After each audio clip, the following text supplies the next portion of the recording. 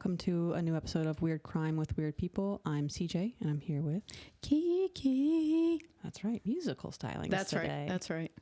This is our second time coming to you this week. It's our first time doing that, except for when we very first started and put like 4 episodes out at once. Seems so long ago. I know, but it's not though. Oh well. I think it's only 2 months, something like that. That's not many. 3 months. So earlier this week, we did a pretty traditional true crime case. Yeah, the kidnapping. Right. Mm-hmm. So we're going to go to the other side of the spectrum for the second one this week and do one that's not a crime. Not really, no. At all, but is like a... super bro. Yeah, kind of. I actually don't know really anything about it. Once again, I found a headline that was like, that sounds weird. Yeah. It ends up being less bro than you think, and really? actually pretty cool. It's just it's a weird adventure story. Okay. That's what that all right. And a nice little way to balance the coin from earlier this week. Yeah, I definitely was shooting for something kind of like dude bro. Yeah. Kind of stupid adventure.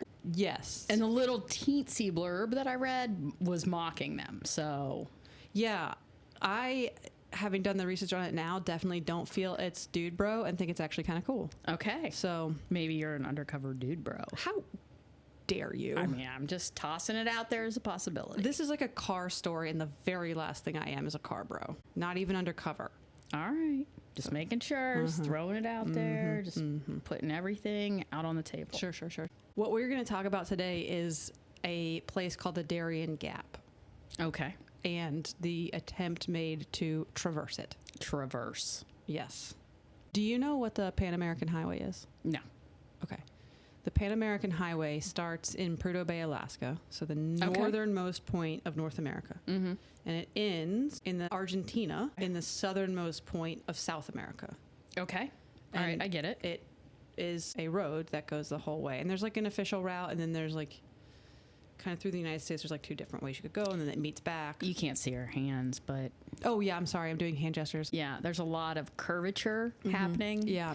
As if you're like doing the silhouette of a woman. Yes, kind of. That's what is happens what's through the happening. United States is a little bit of a lady silhouette. All right. Sorry, I forgot this is an audio medium only. Sure. So the catch with the Pan American Highway is there is 66 miles of it that is not passable, and there are no roads. So from Yavisa, Panama, into the border with Colombia, it is a gap in the highway. It's confusing what with saying it starts at the tippity top and ends at the bippity bottom. Yes, if you can traverse this 66-mile stretch, it does do that. Yeah, okay. But you can't really. Sure. So you have to basically find another way around this little area to continue on this highway. Okay. Over the years, there has been the desire to obviously pave this part and make it a continuous highway, but there are major issues with that. There's a lot of environmental concerns that come along with it. Yeah. There's also a couple of different indigenous people that live in the area. Then there's the desire not to displace them. Sure. That's what I guess were the issues, yeah. Weirdly enough, this gap stops the spread of some certain diseases. Okay. Like foot and mouth disease. Is it like a temperature situation? I'm not sure if it's that or if it's just an inability for people to interact with each other. Oh, no, that's a thing. Yeah. That's an actual ecological concept. Yeah, so they've done studies that have shown like this gap prevents it from spreading. And with cattle, it stops the spread of some diseases from cattle from South America to North America. So there's, at different times, different groups have tried to come in and complete the Pan American Highway by creating roads through this gap, but every time there's like, we're not going to do that for XYZ reasons, whether it's disease or indigenous people or environmental concerns, whatever. Yeah. So unbeknownst to them as well, is it stops certain genetic things from happening. So that could be part of the disease and stuff like that. Like there's a lot of other pieces and parts that go with things like this. Yeah. It's serving an important purpose. Yeah. Which is why it has not changed, why the 66 miles is still the way it is now. Yeah. I just think it's weird that they call it the highway with a big giant gap in it. The Pan American Highway? It's like the Pan American Highway, parentheses, except the Part 66 1, miles. Part 2. Yeah. This area has pretty much anything you could want to throw at it environmentally it has it. Interesting. So the North American part is like this river basin area. The South American part is really heavy rainforest. It's super mountainous. There's like flash floods that happen out of nowhere. There's a bunch of rivers through it and very steep grades. Sure. It's a very difficult area to traverse. Maybe they could build a bypass like 495 or... Most of the travel is done by boat. So Okay. if you're going to do the Pan American Highway for this part, you would circumvent it by boat. Okay. So you would need like a ferry. Yeah, you would need like a ferry. Okay. And I don't think that there's a working ferry now. There has been in the past. The ferry has existed in the past. I don't think it does right now. But yes, that is how. Okay. That's how you do it. It's also an area that's got a lot of deadly wildlife. Sure. Deadly insects, parasites, diseases. Yeah. There's a lot of in this little 66-mile stretch. There's a lot of things that can be thrown at you. Well, when you get down close to the rainforest, it gets pretty funky. Yeah. So it's a place that if you want to pass through it, it's not going to be super easy. No, yeah. Over the years, has also developed as a place where drug smugglers will run through. Really? So it's also not the safest area in the whole world. Sure. It is used present day by primarily Venezuelan and Haitians as a migrant route to try to get to the Mexico-U.S. border. But its makeup, its environmental makeup hasn't changed from when the story we're going to talk about today took place. Okay. But that's like back in the 60s? Okay. It has been crossed before by vehicles. Okay. In the 1920s, there were 3 Brazilian men in 2 Model Ts. Oh, my. Who went from Rio de Janeiro to the United States. At this time, none of this is paved. Right, yeah. And it took them 10 years. Jesus. So they left Rio de Janeiro in 1928, and they got to the United States in 1938. And going through the gap was part of this Good Lord. trip that they took. I mean, the description of this sounds hard for like something made for terrain like that and not a Model T. So that seems insane. Yeah. They did this to prove that having a continuous highway to connect North and South America was feasible and something that should be done. It was like when they were starting the thoughts of having the Pan American Highway, and they undertook this like 10-year expedition to show this highway can exist and we can do it. Okay. In 1960, a Land Rover and a Jeep. So that sounds more like what I'd expect. Yeah. They made the crossing. It took 4 months. Jesus. It took 136 days. To go 66 miles. Yeah. That's insane. February to June. Shit. So what you'll see in these crossings is they start in January, February, because that's the start of the dry season. Okay, yeah. So legit. that's the only time it's even feasible to even try. Okay. That was in 1960. In 1961 is the Corvair crossing, which is what we're going to talk about today. Okay. After the Corvair crossing, more people have tried to do the crossing. So in 1972, a number of British Army explorers did the crossing in Range Rover SUVs. Again, what I would expect. Yep, that one took 96 days. Still longer than I would have guessed. Yeah. In 1975, guys called Sebastian Snow and Wade Davis did the crossing on foot. Yeah, that's what I was going to say. So what did the on foot take? It didn't say how long it took them to do it. Because I feel like it would be the same or less than the car. Yeah, I'm sure. Yeah, right? The car would go much slower than on foot. Yeah, I feel like it would be way easier to get through this on foot. Yeah, I can't point to like the specific number of days it took them to do it because I didn't find that. But just knowing what I know of the Corvair crossing that we're going to talk about, there's just no way it would not go faster on foot. Yeah, okay. 1979, an evangelist named Arthur Blessitt crossed the gap while carrying a 12-foot wooden cross. Yeah. He was trying to do a Jesus thing. Yeah, okay. By the 80s and 90s, a group called Encounter Overland had organized trips through the gap, just using whatever it took to get across the gap. And then, like I said, by the 2010s, it had become a migrant route. By this time, it takes about 4 days to get across it. Okay. Because there's now trails that have been established. I will say that during these migrant trips, a lot of people die. Yeah, that tends to be the way it is. Yeah. There's a lot of steep mountain climbing. There's a lot of flash flooding, like I said. There's a lot of river crossings, like I said. So it can be done in 4 days, but it is very arduous. There's no help. And you may or may not survive it. Yeah. This sounds more like an Everest or like an amazing race course, or like some of those, like, those big challenge races or shit like that. Yeah, I'm surprised that I don't know enough about those shows to know if they've ever done this, but when I was doing research on the Gap, nothing showed up, so I don't think they've done that. Well, it may be like environmentally not cool, but sure. Yeah, like too much damage or whatever. They've got enough problems, but I feel like that's how it's described. That's definitely its vibe. Yeah, absolutely. Like, I could see a show trying to do that, but it's so remote and so dangerous that I think that it might even be off-putting for them. My car seems insane. Yes, and what we're going to talk about is in 1961 when they tried to do it in 3 Corvairs. Sure. Now, I only know what a Corvair is because I believe someone I went to high school with had one, and not because I went to high school in the 60s, but because she just had an antique car from her family. I wish I had it. Yeah, I mean, it was cute. I remember it being cute. They're cool little cars. Yeah. They are very cool little cars. The Corvair was America's first version of the compact car. Yeah, that's sort of what I remember hers being. Yeah. It was actually kind of a nice car. Yes, it was a nice car. It was modeled to be an inexpensive family car.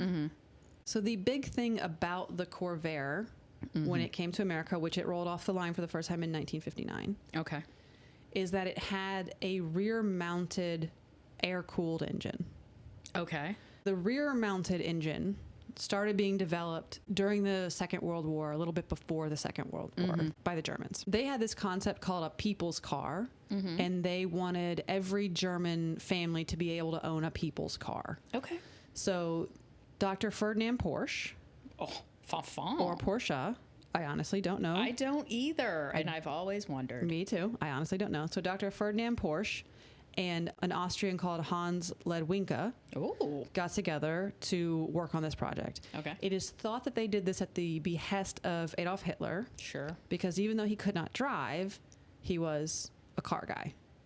Which should not be surprising. It's not. Up until our current president, he was probably the most obviously insecure man in history. So for him to be a car guy is not at all surprising. Not a bit. What they developed was something called the KDF wagon. Oh, my. Which later became Volkswagen. Well, that flows off the tongue better. It does. Yeah. That's the sort of origins of Volkswagen. So they had the rear engine, just like you see later in Porsches, your engine is in the trunk and the under the hood is where your storage is. Yeah. I feel like Audi had some like that too. Audi is part of Volkswagen, yeah. Oh, yeah. Okay, it's like the luxury model version or something? Yeah, okay. The other thing that was created by Hans Ledwinka was a Czechoslovakian vehicle called the Tatra. So there was initially the Tatra 77 and then later the Tatra 87. This vehicle was a favorite of Hitler's senior officers. Okay. The problem with the Tatras that the Corvairs will later have is this swing issue. So the rear-mounted V8 motor was fairly heavy. Sure. And what they found was they had these like swing axles. And I am not a car person, so I'm doing my absolute best here. Okay. But they had these like swing axles that would have a tendency, if you went into a curve too aggressively, to oversteer and throw your back end out. Okay, that makes sense. And then have you rolling. Okay, yeah, that makes sense. I get that. So enough German officers died in these vehicles from doing this that Hitler literally said, you cannot drive those cars anymore. Someone was doing the Lord's work. Yes. I wish I had written it down and I didn't. And because I was like, I'll remember that. That's funny. But now I don't. But it was like called the quote Czech's greatest weapon. Sure. Or it was something like that. That's awesome. I love it. Yeah. I cannot remember the exact quote, but that's what it was called because it was killing so many German officers. Yeah, that's awesome. So the origins from Volkswagen and the Tetras and and the Porsches were the inspiration that GM took when it started to develop the Corvair in the 60s. Okay. This issue with the swing was known by this time. Okay. But Volkswagen and Porsche and the Tatras were really good cars and were selling really well, and so they still moved forward with it. Okay. So this is going to be headed up by a guy called Ed Cole. Ed Cole was a former tank builder. Sure. And also did a lot of work with aircrafts. And at this time, he's the vice president of GM and of GM's Chevrolet. So he was the one on the case of developing this new car. And what he did was he modeled this rear-cooled engine after an aircraft engine. Okay. And he did it in a lot of ways that went above my head because I don't know anything about cars. Sure. So, or aircraft engines? Or aircraft engines or tanks. Yeah.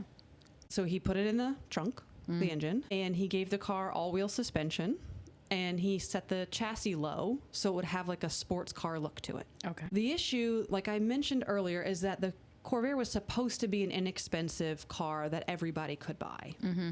But the way that he designed it made it a bit expensive. Sounds like it. So they took some liberties Sure. in other aspects of the car. Oh, boy. And some things weren't necessarily done the way they should have been done, or well. Yeah. They cut some corners. Yeah. They didn't put anti-roll bars in the front or camber compensating leaf springs in the back, which would have helped to account for that swing that the rear does. Instead, the most cost-effective way to quote-unquote fix this that they decided to do was just change the tire pressures. So the rear tires were 11 psi higher than the front tires. All right. Which basically meant that the rear tires were overpressurized, and if you took that turn too fast, the tire would deflate in the process of going sideways. So they were kind of known for blowing out rear tires. Sure. But again, only if you're trying to Tokyo drift. For a normal person in everyday America, the car was completely safe and fine because they weren't driving Yeah, it. like a fool. Yeah, right. Or up a mountain. Right. Or down a river. Right. But all those things are going to happen. So in 1960, the car's a really big hit when it comes off the line. For Chevy. For Chevy, yeah. It's super popular. It's named Motor Trend's Car of the Year in 1960. It's on the cover of Time magazine. Wow. Because at the time it was an innovative car. It had a new look to it. It had it was just brand new. Yeah. It was something new and fun. So they want to do additional promotion of this car because Chevy's goal is for every American to own one of these cars. Okay. So in 1960, a guy called Dick Doane, who owns a Chevrolet dealership in Dundee, Illinois, Okay. decides to do this big promotional drive. And Chevy backs him, and they have like a film crew, and they have two reporters, Gordon Gould and Carl Turk, that are going to go along for this whole drive. Okay. So they're going to start in Chicago, and in the first leg, which is undertaken in 1960, they're going to go from Chicago to Panama City. Okay. They had 3 1960 Corvairs and then some support vehicles that drove from Chicago to Panama City. It went great. All 3 Corvairs got there. All of the people got there. It was no problem. Okay. So in 1961, in January, they're like, okay, we want to continue this and kind of take it up one for the Corvair. So we're going to drive from Panama City through the Darien Gap into Colombia, to the border. Okay. The Darien Gap, like I said, is only 66 miles. Right. But this total trip is going to be 244 miles because they're starting up in Panama City. Now, if you want to go from Panama City to Yavisa, which is like the biggest city in the Gap, and city is not, it's the biggest settlement in the Gap. Okay. You can do that. Yeah. Okay. But at this time, none of that was paved. All right. So they're going to take this little compact car and try to go from Panama City to the border with Colombia. None of it is paved, and the last 66 miles of it are the Darien Gap. Okay. And they're aware. Yes. Okay. Yeah, that's the whole reason they're doing this, is they Right. want to show everybody what the Corvair is able to do. Are they clear on what the Darien Gap is? Yes. Whoa. They know exactly what it is. There's a lot of pre-planning that goes into it. All they have is like handwritten maps though, because like it's just not an explored area. Yeah. So they know what it is. Okay. And so they know right what they're getting into. They know what they're getting into, and they're doing it on purpose as a way to show, look what the Corvair can do. Mm-hmm. That's why there's a film crew with them. Yeah. And you can watch little promotional videos of both the first trip in 1960 and of the Darien Gap trip. Mm-hmm. I will caution you, they are promotional videos. So they make everything. There's a lot of promotion. Well, they just make it all look like it went so well and it was so seamless. And like, it's a lot of talking about what aspects of the car make it so it can do the trip. I don't know. I don't know anything about the car. I don't care. But it was still kind of fun to watch because videos from the 60s, and I like that. Yeah. Okay. So they start in January in the dry season. And there are 12 of them total, with Dick Doane leading. There are 3 Corvairs, and there's 3 Chevy support cars, 2 suburban carryalls, and a Chevy truck, which is a fuel truck. They also had locals from Panama go with them with machetes to go ahead and cut. Clear cut. So throughout the whole trip, they have to cut trees down the whole way. Yeah. And then anytime there's a river crossing, they have to use those cut trees to then make a log bridge. At least they're reusing. They did. So they made 180 log bridges in tunnel. Yeah. The only time they crossed a water that was not made from either driving through it because they could or from one of these long bridges, there was only one time they were able to use a barge. They crossed 173 rivers, and they made 180 of these bridges in total. Holy crap. For the most part, they did well, but sometimes they would make them in a hurry. Is this just inside the gap, or is this even before we get there? This is both. Okay. This is it. Yes, this across this whole 244 miles. Okay. Sometimes they would make the bridges kind of in a hurry, and the car would get across them and then like fall into the bridge, and then like they would have to use manpower and winches to literally get the car out. Oh my God, this is insane. It was a lot of going across exposed tree roots, which then you'd get stuck on. They'd have to lift the car up or winch them off. They had to do a lot of repairing the cars on the go. There was also a lot of super, super steep mountains to climb and then go down. Like in part of the promotional video, it literally looks like a vertical wall that the car is having to go down. That's horrifying. Yeah. There was a ton of mud that they would get stuck in. The only way that they had to communicate with the outside world was a radio that was used by a hand-powered generator. So one guy would sit and like move his arms like an egg beater to get the generator to go to power the radio so they could talk out. Oy vey. They did at least have local help. The locals would have these dugout canoes that were dug out from mahogany trees, and they would get their supplies, canoe them in, and then hike them all the way to where the people were to meet them. Yeah. There was a number of issues with dysentery. Okay. For the people who were involved. Not surprised by that. Yeah. And at least one, but possibly more than one person contracted malaria and had to be flown back to Panama City to the hospital to recover from malaria, and then was flown back to the expedition. They had taken meal rations, but it was like mostly rice, things like that. There was not a lot of available water, so they were getting water like from vines. Yeah. A lot of the times. I feel like they're on Naked and Afraid. Yes. Yes. It has a very Naked and Afraid vibe. It's Naked and Afraid with a Corvair. Yes. With clothes in the Corvair. Yeah. They would eat wild game when they could to supplement the rations they had. Most of what I'm talking about now is within the gap. Okay.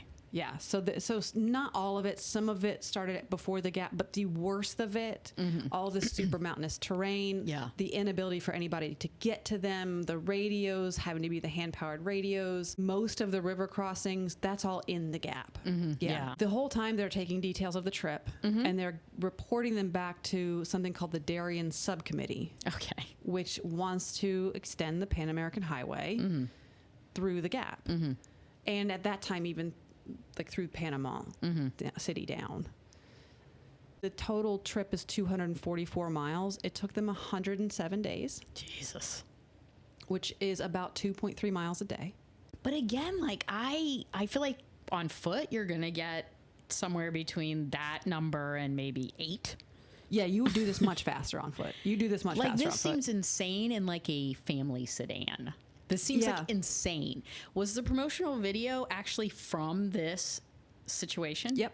Oh, God. Yeah, it's cool. I mean, it's a cool video to watch. Again, they make it look like everything came out successfully, which is not what happened. But you can get a lot of video of the Corvairs like going through the water and going up these slopes or around these like super sharp bends or through the mud or down these like embankments. And it's cool to look. I mean, it's genuinely fun to watch. I'm not a car person, and it's still fun to watch. Yeah.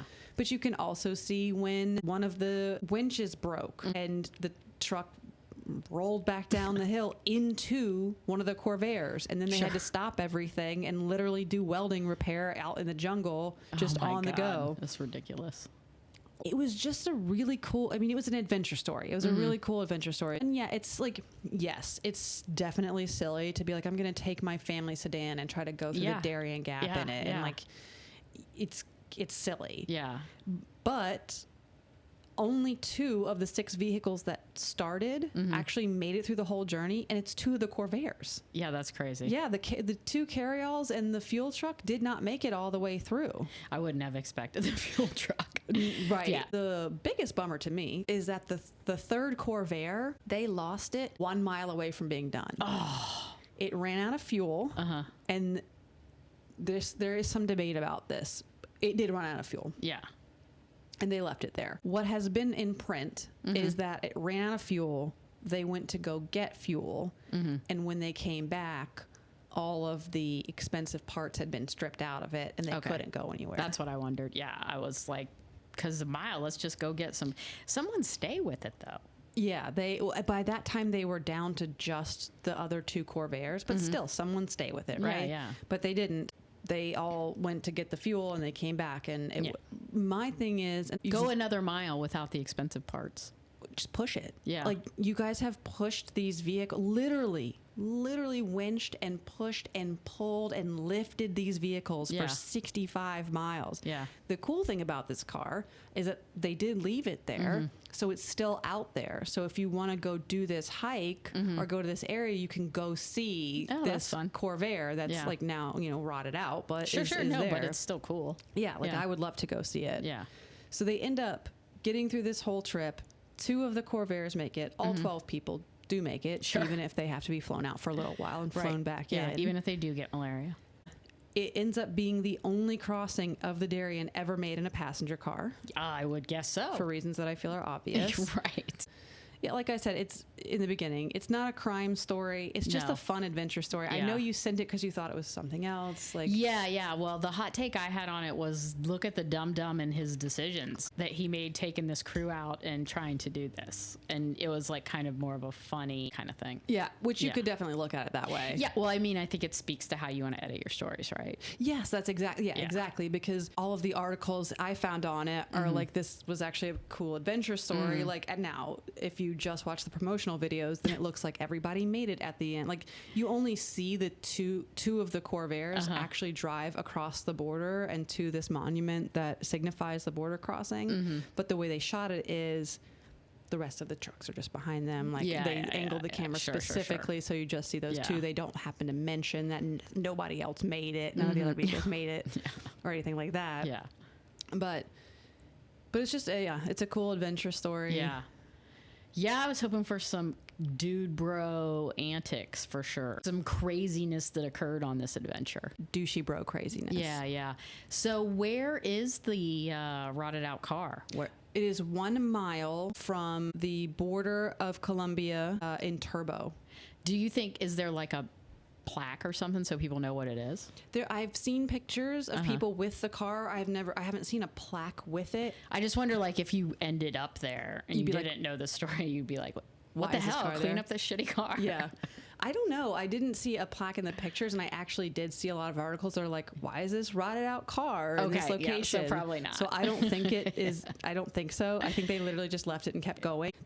Chevy sort of missed an opportunity with this because they did make these little promotional videos for it, and they did these like little articles for it, but they didn't make a big push to put this out there. Like, they should have done commercials about it. Yeah. Or put it, you know how, I don't know if they do it anymore because you buy cars differently than you used to, but when I was growing up and you went to the dealership, they had like brochures about the cars. Oh no, I don't remember that.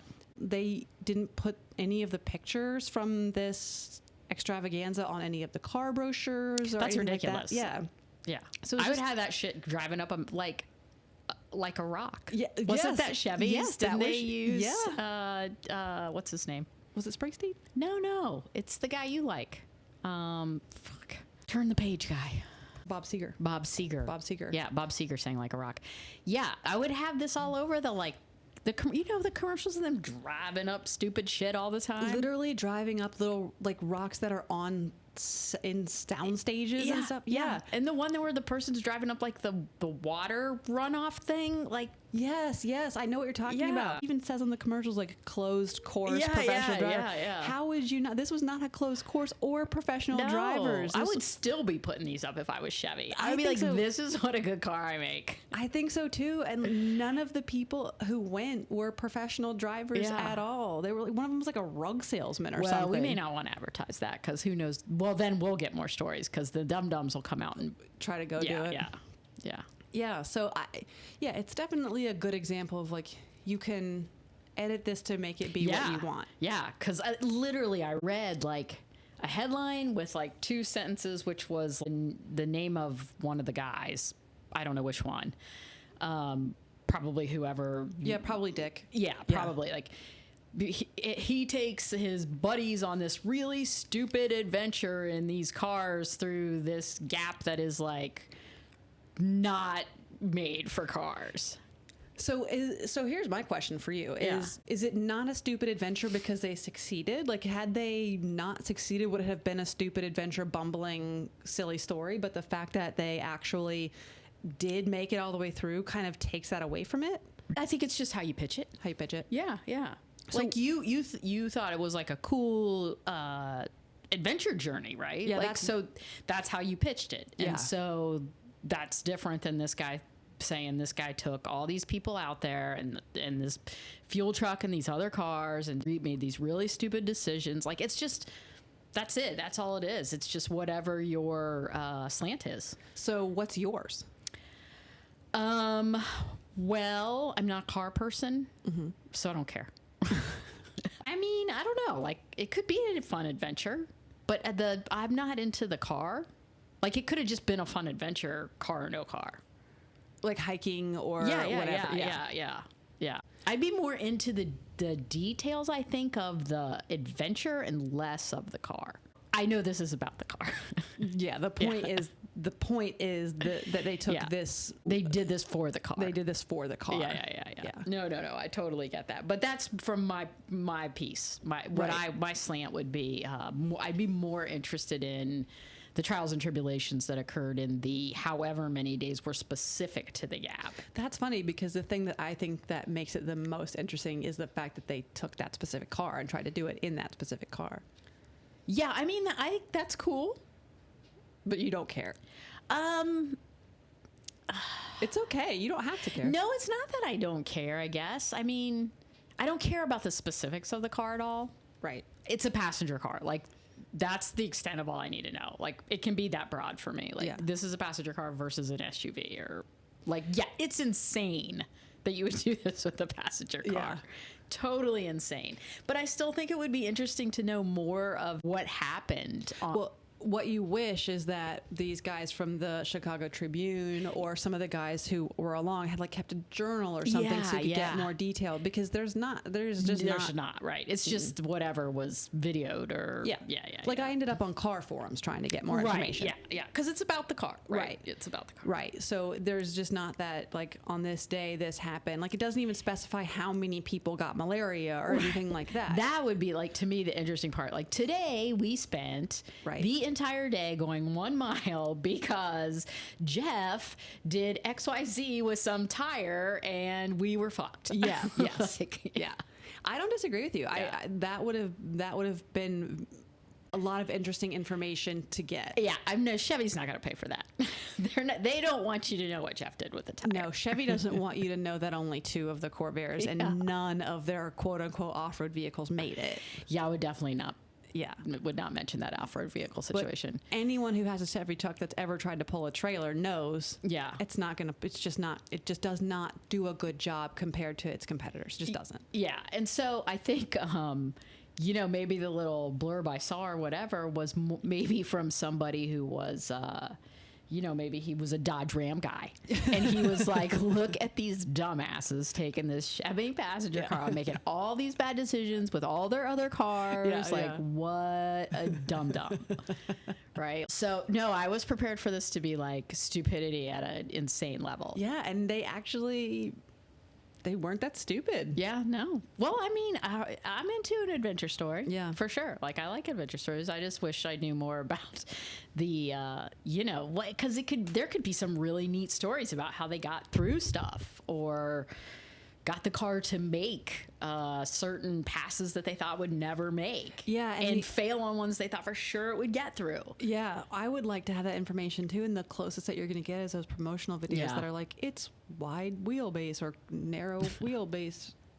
I don't know. Girl, me neither. It's I don't know something about cars. wheelbase made it so it could take these branches really well. I'm like, I don't know what that means. In my mind's eye, what I see in terms of the terrain that I feel like this car must have had to go through is first of all, it seems impossible for a car to be able to do it in my mind's eye. Yeah. And then second, if there is a car, it's not a family sedan. It's not the Chevy Corvair. No. And so really what this is at the end of the day is a hero story. And the hero the hero is the Chevy Corvair. If only they would bring that back so that I could go buy one. After this, I would absolutely buy one. Yeah. Yeah. Okay. This is the story of 3 hero cars. Not Herbie the Love Bug, but related. Inspired by his family. Who successfully made this crossing that its off-road counterparts weren't able to make with it. And that's crazy. That's crazy. Yeah, and they're the only ones that have ever done it of their kind. So yeah. At the end of the day, it's a hero story. It's a hero story. About the Chevy Corvair. Again, if I was Chevy, I would still be putting this shit up. I would too. Yeah. And they have the footage. It's out there. So I would too. I'd be all over this still to this day. Yeah. Yeah. So that's the story of the hero Corvair in the 1961 crossing of the Darien Gap. Yeah. All right. Well, I mean, I learned a lot about cars. I'm sorry to have done that to you. I did not. I can honestly say I did not really listen. And then also, about the area, the Darien Gap, and now I'm still kind of interested in it. I'm very, very interested in the Darien Gap. Very interested. I feel like maybe it'll be on one of those shows like The Parasite, It's Eating Me from the Inside, where they have some ultra challenge through there and somebody gets a parasite running through the water. It absolutely could happen. Yeah. So that was cool. Yeah. I'm interested in that now. I still haven't finished the Killdozer books. So. No, you're multiple books deep. Yeah, multiple books deep. So can't go to the Darien Gap yet. No. So do we have anything picked out for? Yeah, next week we have a plague. Ooh. Mm-hmm. Modern day? You know it because you sent it to me. Ooh. Mm-hmm. I'm just going to say this. I often send you things that I'm like, oh, that's weird. I'm going to send it, but I do not know what it was. Oh, okay. Okay.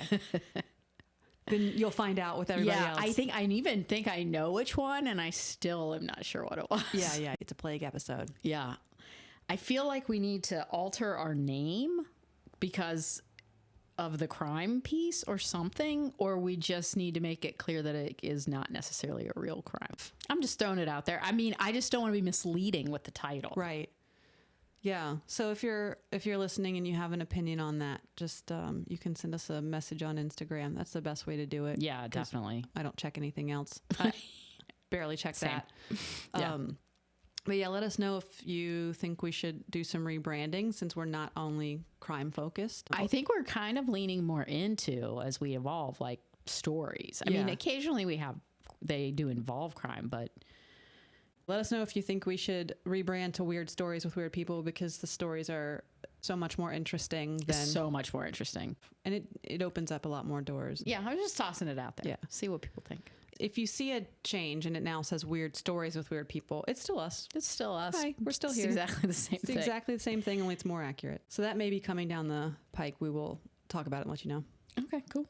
Otherwise, we'll see you next week. All right, bye-bye now. Bye.